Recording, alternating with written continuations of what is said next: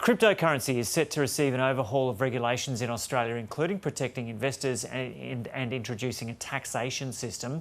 It'll be the biggest set of regulations of Australia's payment systems since the internet began.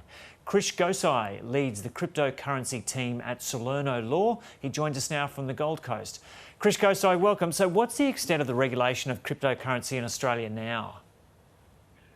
I mean, the current position, it's quite a square peg round hole situation. What we have at the moment is existing regulations under the Corporations Act and then consumer protections with the ACL. But with cryptocurrencies, what we're finding is there's tremendous innovations in the sector that the current regulations don't necessarily fit hand in hand. So it's definitely a bold move by the government and something that's much needed in the space at the moment, especially with the global economy the way it is.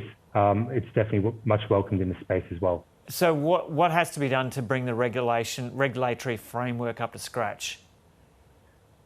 More than anything, it needs to be fit for purpose.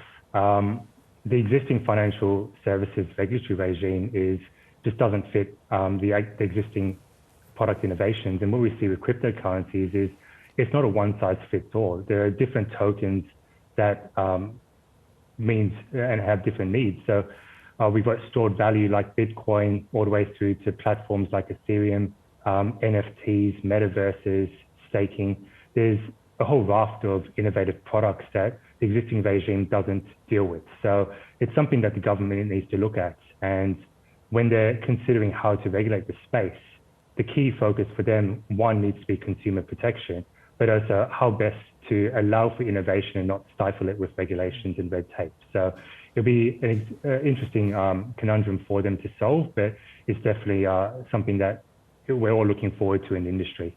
And so, Krish, for people who are unfamiliar with cryptocurrency and don't have any investments in that sphere, can you give us a specific example now of something that the average person might understand where where it's not regulated, where there needs to be a specific regulation?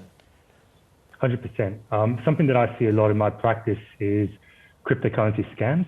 So we have a lot of people come to our desk who have lost money with overseas investment platforms. And that's an area that's not regulated at the moment. We have digital currency exchanges in Australia and they need to be registered with AUSTRAC. But the issue with that is the list of registered entities aren't published by AUSTRAC. So it's hard to really figure out who's registered and who's not. With international exchanges, the difficulty with this is that when they're coming over to Australia, a lot of them aren't registering with AUSTRAC, and there becomes an issue with global and internet-based promotions where people can advertise their cryptocurrency exchange on Facebook or Instagram, have Australian consumers sign up, and essentially we have consumers investing hundreds of thousands of dollars into platforms where we know it's a scam and there's very limited opportunities to get that money back. So that's probably one of the biggest examples that I see day to day in my practice. And is it going to be possible to have some sort of regulation of those international exchanges, or are they always going to be out of reach?